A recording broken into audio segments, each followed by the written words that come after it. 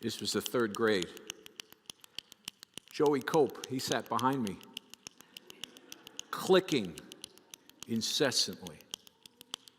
What's the teacher saying? I have no idea. My attention is entirely hijacked by Joey and his pen. Maybe you can relate. So my mother brought me to the Huntington Hearing Center. I was 8 years old. They put me in a studio. They put earphones on me. And a nice man in a lab coat came and he put down a Scantron sheet and said, all right, little Christopher, you're going to take a test. 10 questions. Not too difficult. Any reasonably intelligent third grader could answer them. So I take out my pencil, A, B, C, D. I finish it. He comes back. He says, well, you got 100%. Great job. He says, now we're going to do it again, a little differently. We're going to put this noise in your ears and see how you do. It was a kind of a strident sound. I can't really describe it. It's like a combination of a Doritos bag crinkling and slurping through a straw and a clicking of a pen all together. So we begin, and I'm looking at question 1, and all I hear is this sound. I cannot for the life of me concentrate. My attention is completely captivated, and I'm sweating, and I'm trying to figure it out. After a few minutes, the nice doctor in the lab coat comes back. How are you doing, Christopher? No answers. Big fat 0. So it was shortly thereafter we received a letter at the Castaldo home. I have it in my office. It's dated July 5th, 1979, written by a certain Harvey Gardner, PhD. And here's what he says. Speech reception and discrimination was normal, and under quiet conditions, it was excellent. However, when noise was introduced at 60 decibels, hearing loss, Christopher's discrimination score was, you ready? Disastrously poor. I didn't know doctors use nomenclature like that. I'm sure there's something more professional or subtle. No, disastrously poor at 36%. So they diagnosed me as having audio perception deficiency. So if we're in the hallway talking sometime and there's a person with a Dorito bag and I'm looking at you like a deer caught in headlights, I probably don't hear anything you're saying. Now you're wondering, what on earth does this have to do with Mark 11 and Palm Sunday? Well, Mark 11 is all about properly perceiving the person and ministry of Jesus. He came as the anointed one, Messiah. He came to overthrow the enemy of God and establish a kingdom of shalom, but they didn't get it. They didn't recognize who he was. And we're a lot like the Jewish pilgrims of old. We have conceptions of who Jesus is, but so often in our life, we don't see him. We don't see his hand at work. We come here to church, we hear the word preached, we sing, we open the Bible, and then we start on Monday morning with all the chaos and cacophony of life, and it captivates our attention. And there are these trials and tribulations that present themselves, and we think, Lord, where are you? Where is your hand? Why is it I don't sense your presence? Why is it I feel all alone in this moment? We have, if you will, spiritual perception deficiency, all of us. Thankfully, however, our passage this morning not only describes the problem, but it also provides the solution. Now, before we get to Mark 11, we need to look briefly at Mark 10. It's important to understand how Mark 10 informs our passage. So let's take just a moment and trace its thought. It's all about the identity of Jesus and the nature of the kingdom he is bringing. And so, we first have the blindness of the Pharisees. They regard Jesus as a false teacher, as a heretic who is undermining the teaching of Moses, right? And in due course, they will present him to the Roman authorities to be crucified. And then we have these people bringing little children to Jesus to be blessed. They understand who he is. Jesus is the source of all love. They want their children to be blessed by him. Unlike the disciples, they're still in process. What do? They rebuke the parents and the kids and tell them to get away. Don't bother the rabbi. And then you have the rich young ruler. He's a faithful guy. He obeys all of God's laws, well, except for one. He's really rich. He has a lot of things. That's his idol. So Jesus puts his finger right there and says, sell all that you have and follow me. The rich young ruler can't do that. He walks away empty. He didn't get it. And then Jesus reveals his mission in no uncertain terms. Verse 33. He says, we're going to Jerusalem, and the Son of Man will be delivered over to the chief priests and the teachers of the law. They will condemn him to death and will hand him over to the Gentiles, who will mock him and spit on him, flog him, and kill him. 3 days later, he will rise. So he makes it all together clear. This is why he's come. This is what he will do. And finally, we have blind Bartimaeus. How interesting this is. Verses 46 through 52. He's calling out, Son of David. The man is blind, you see, but he understands who Jesus is. He's the Davidic king who has come. He gets it. And herein is the irony. We start with the Pharisees who could see, but they were blind spiritually. And we end with Bartimaeus, who's blind, but he can see. And then the ironic conclusion in verse 52. Go, said Jesus, your faith has healed you. Immediately he received his sight and followed Jesus along the road.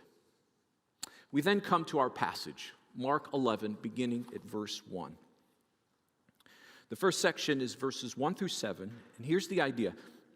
The first way we miss Jesus is in the mundane activities of life, the ordinary routines and rhythms in which we live. Verse 1. Now when he drew near to Jerusalem, to Bethphage and Bethany at the Mount of Olives, Jesus sent 2 of his disciples and said to them, go into the village in front of you, and immediately as you enter it, you'll find a colt tied on which no one has ever sat. Untie it and bring it. If anyone says to you, why are you doing this? Say, the Lord has need of it, and will send it back here immediately. And they went away and found a colt tied at a door outside in the street, and they untied it. And some of those standing there, sure enough, said to them, what are you doing untying the colt? And they told them what Jesus had said, and they let them go. And they brought the colt to Jesus and threw their cloaks on it, and he sat on it. So this is the moment that God's people have been waiting for centuries, the coming of the Messiah to the holy city, indeed to the temple itself.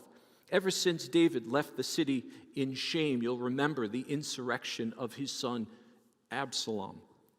David fled to the wilderness and quietly returned to Jerusalem, 2 Samuel 19. Remember how solemn and anticlimactic it was when David returned. In the centuries following David's reign then, God's people were longing for the righteous king to return.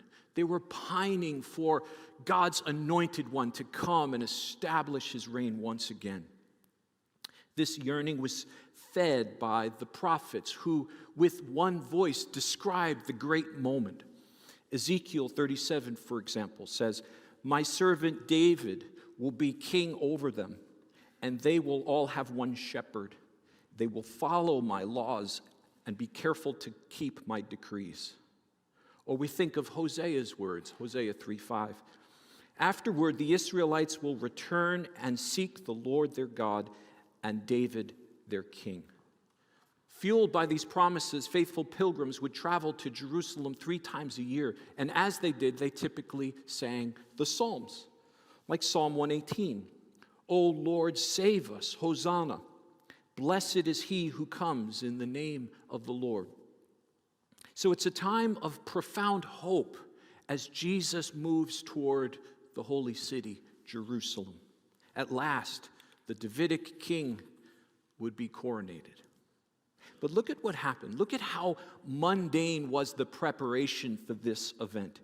Jesus instructed 2 of his disciples to go to a neighboring village, and there they would find a baby donkey, a colt. I love the way Doug O'Donnell puts it. His commentary on Mark just came out this week. I got it in the mail, and I couldn't help but read this section. Here's what he says. I love this. Imagine what these disciples, were thinking to themselves. Perhaps it was something like, okay, we're to go into some unnamed village, the next podunk town we come upon. Then we're to look left as soon as we pass the sign that reads, Welcome to Nowhereville, population under 20. And there we will find something spectacular, a stolen Roman battle steed. No, there we will see the baby of a humble donkey. We are to steal this stupid creature. Then, after we're running away with the animal, we should expect to be targeted by some locals who shout, Hey, what are you two youngsters up to? Then, is this for real? Our next line is to be, The Lord has need of it, and will send it back to you this very day. Put differently, Jesus is borrowing, not stealing. So, can we go? That's what it felt like. And so you wonder, what were they thinking in that moment? Were they imagining the great return of God by his Messiah, the great end times event that would be marked by glory? Or were they thinking about the awkward donkey conversation they were going to have with these villagers? This is very instructive because this is where we live, right? In the mundane, in the ordinary. And this is how we miss God's presence, because so often we're looking to the spectacular, we're looking to the grand, and we're failing to appreciate, no. It's in the little things, the very ordinary things of life, where we find God. I think of Elijah, 1 Kings 19. You remember, he had the battle on Mount Carmel, defeated the prophets of Baal, and now he's exhausted and he's afraid, and he runs southward to Mount Horeb, and there he encounters a great wind and an earthquake and a fire. But the text says God was not in any of those things. And then finally, the still small voice came. There was the voice of God. William Willimon, whom I seldom quote, got it exactly right when he said this: The good news is that most of what pastors do is mundane. More good news is that most of what the Trinity does is mundane too, and local. After all, the Word was made flesh in Bethlehem before it went to Washington, London, or Paris. The great genius of Protestant Christianity is in the living, breathing local communities of faith, congregations that struggle to embody that which they profess in places only Jesus could love. Now, this is very practical. I dare say this is one of the most practical things I'll ever say from this pulpit, okay? This is a word from moms raising children. It feels like Groundhog's Day. Again, I got to say the same thing again and again and again. Yes, Jesus is there, actively working in those familiar moments. Or business owners concerned about payroll. How am I going to keep the company afloat? Or salespeople pounding the pavement to reach their quota. Or students writing papers and dealing with peer pressure. Or professors surrounded by academic bureaucracy. I love the way Evelyn Underhill puts it in her poem titled Imminence.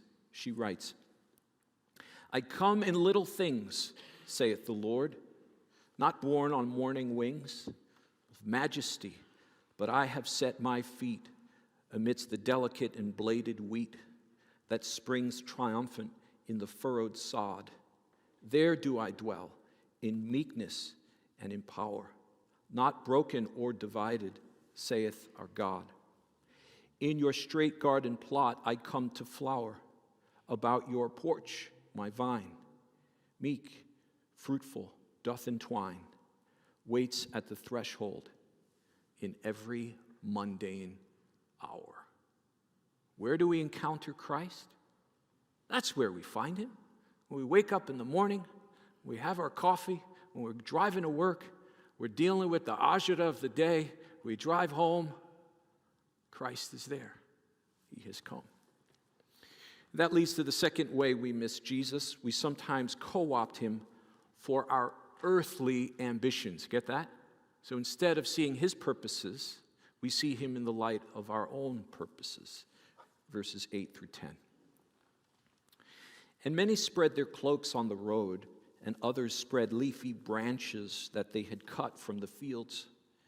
And those who went before and those who followed were shouting, "Hosanna! Blessed is he who comes in the name of the Lord. Blessed is the coming kingdom of our father David. Hosanna in the highest." So Jesus gets the green carpet treatment here. They come out en masse and they're welcoming him, these pilgrims are. The king, humbly mounted on the foal of a donkey, was surrounded by his disciples and these pilgrims who had traveled to Jerusalem. They laid before him colorful garments, straw, and palm leaves. It seemed that all of creation had come out, and it was reminiscent of an event that had happened some 100 years earlier, right there in that same place. Simeon Maccabeus had entered Jerusalem with people singing hymns of praise and thanksgiving. They were playing harps, cymbals, and lyres and waving palm branches. 1 Maccabees chapter 13, verse 51. Rhapsodic praise for a military savior who had arrived and would soon overthrow the enemies of God, every last one of them. But is this why Jesus came? As a military hero? You recall our study of Daniel, we looked at Antiochus Epiphanes IV.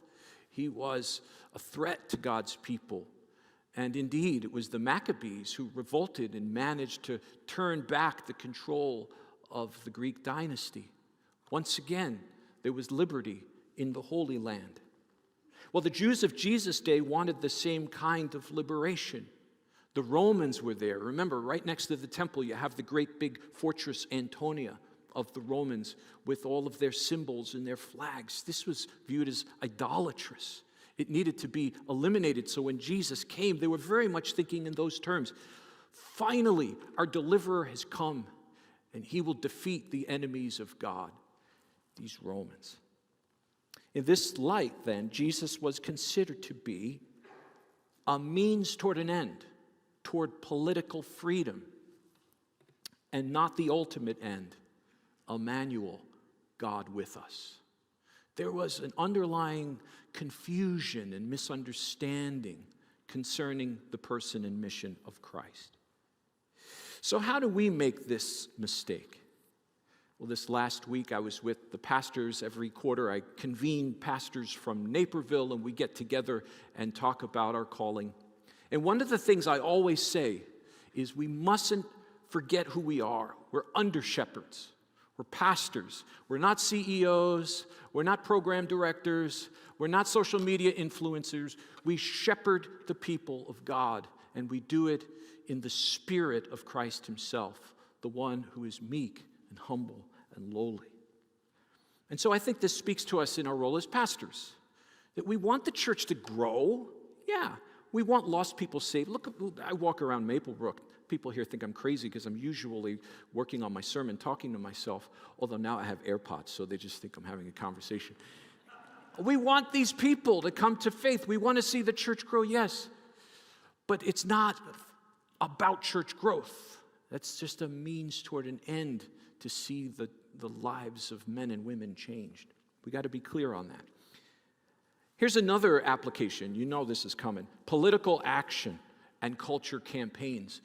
Does God want righteousness in the public square? Yes. Do we need to speak courageously against the culture of death? Yes. Do we need to protect children who are being victimized in the public school at the hands of the sexual revolution? Yes.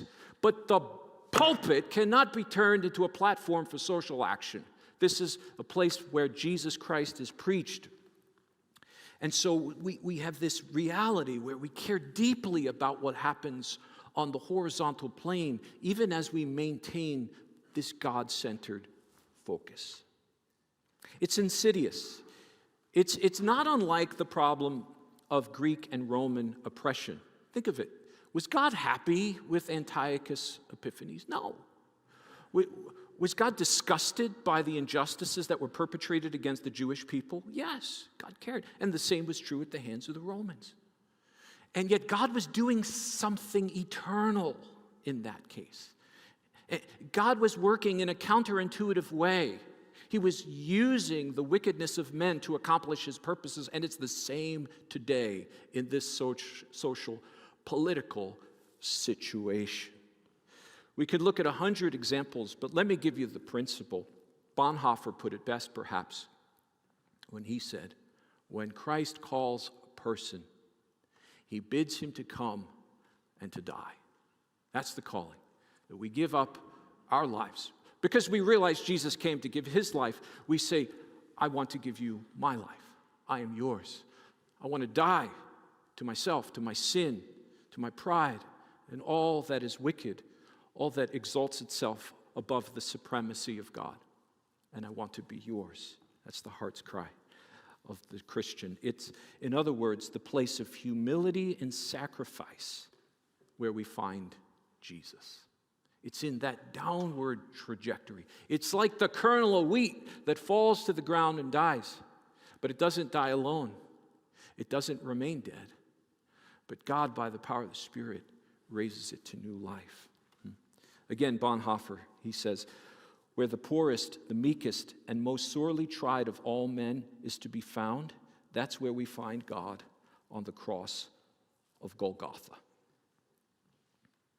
So what are you facing today, my friends? What is the crucible in which you find yourself? What is the cross that you have been called to bear? Here's the word I have for you. Jesus came in order to bear that cross for you. He doesn't expect us to be all alone in the struggles and strains of life. I think sometimes we get this wrong. We think, I've got to go at it. And we fail to realize that God is Emmanuel. He's with us. That Jesus, by his Spirit, is working in us and through us. And that there is no problem too small for God. He's concerned with everything that concerns our hearts. And then that leads to the third movement. Verse 11. We miss Christ when we fail to show up. Verse 11. And he entered Jerusalem and went into the temple. And when he had looked around at everything, as it was already late, he went out to Bethany with the 12. So we call this the triumphal entry. It's not very triumphal, though. It's altogether anticlimactic. Jesus arrives and there's no one there. It's like maybe you've been on a plane, you're traveling from Europe, and you land in O'Hare, and someone is supposed to pick you up, but they're not there. And they give you a text, and they say traffic was, prohibitive. Of course, this is Chicago. But so there you are by yourself, and you're tired. You just want to get home. You just want to finally arrive. Now imagine a ruler entering his own capital city for his coronation. And he's expecting all of these people to be there. The administration, his subjects, but there's no one. It's empty. Mark says little about the emotional letdown of Jesus, unlike Matthew, who tells us that Jesus wept. Remember, he looked over the city and he said, Jerusalem, Jerusalem, how often I have longed to gather you to myself, as a mother hen gathers her chicks. This was the heart of Christ. When dignitaries entered Jerusalem in ancient times, there would be ceremony, there would be greetings, acclamations, invocations of God. And then they went to the temple, and there they would make sacrifice, and they would celebrate, they would worship. But none of that happened on this day. When Jesus arrived, there was no one in an official capacity, not one priest, not one scribe, not one representative of the Sanhedrin to greet him. It makes me think of Jesus' birth. There was no room at the inn. Or John 1, the light shines into the darkness, but the darkness doesn't comprehend it. It doesn't receive it. There's a common thread right through Jesus' life, beginning to end. He is rejected. He is the man of sorrows, acquainted with grief. That was his normal experience. So what did Jesus do? Well, he arrived at the temple. He looked around. He saw no one was there. And then he turned on his heel and he went back home with his disciples. He dropped off the colt. and went to the home of Mary, Martha, and Lazarus in Bethany. How sad. It makes me think of the many occasions when I failed to show up, in that morning quiet place. I was just too busy, and so I ran out the door to a meeting or whatever. I didn't take time to pray. Or throughout the day when I encountered some challenge, it was a moment when I should have gone to the Lord. I should have cast my cares upon him because he cares for us, but I didn't, and I missed it. Jesus comes to be the sovereign king of our life, but instead, so often, he finds us sitting upon the throne, supplanting his sovereign position. Now, if you're like me and you're beginning to feel a little bit convicted and a little bit discouraged in this moment, take heart. There's good news. I did not come this morning to share bad news, but to share good news. It's the reason that Jesus won't allow his children to miss his presence. What is that reason? Here it is. It's his mercy and his steadfast love. It's who he is, and it's how he relates to us all the time. Yes, he's the son of David who came to restore the kingdom, but he did it quite unlike David. In fact, he did it unlike every other earthly ruler. Here's how Zechariah puts it in chapter 9. He says, "Behold, your king is coming to you. He's righteous and having salvation, lowly and riding on a donkey, even a colt, the foal of a donkey." Humility is the great hallmark of Jesus' ministry. Never does he coerce us.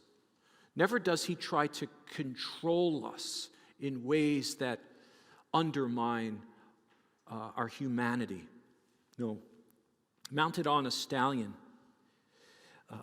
he came, rather, not mounted on a stallion, but on a young donkey, humbly dragging his feet in the dust. What an image. This is the king we have.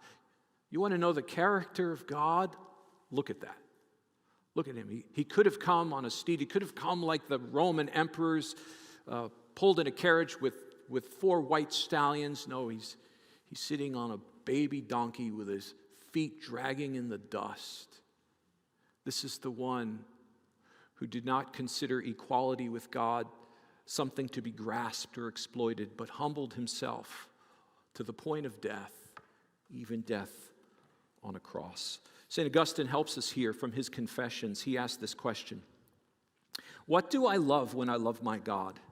Not physical beauty or the splendor of time, not the radiance of earthly light so pleasant to our eyes, not the sweet melodies of harmony and song, not the fragrant smell of flowers, perfumes, and spices, not manna or honey, not limbs such as the flesh delights to embrace. These are not the things that I love when I love my God." What is it then? What is it that Augustine loves? What is it that we love? Let me tell you, it's his favor.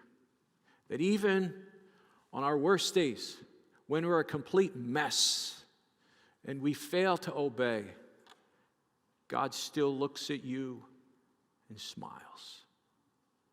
Because you're his child. Because you're in Christ.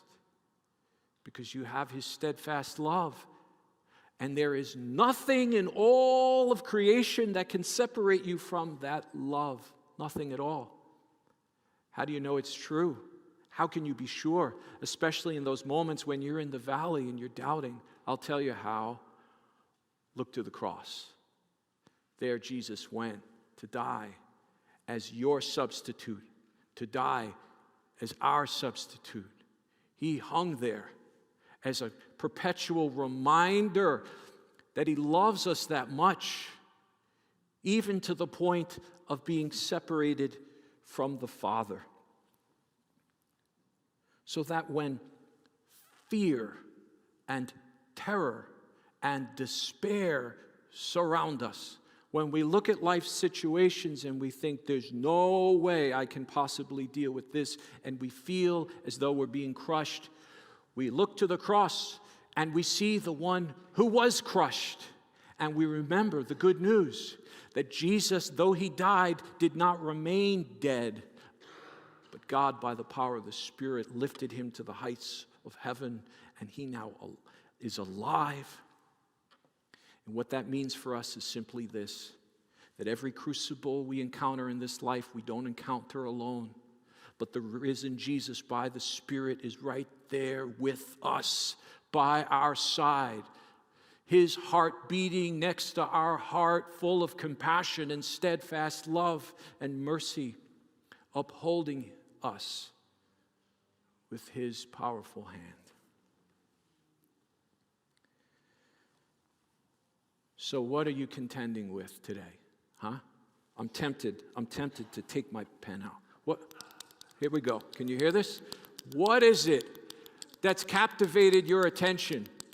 What has hijacked your faith, you see, so that you are unable to see the reality of the crucified and risen Savior? What is it? Whatever it is, we have an opportunity to bring it to the living God as we celebrate the table.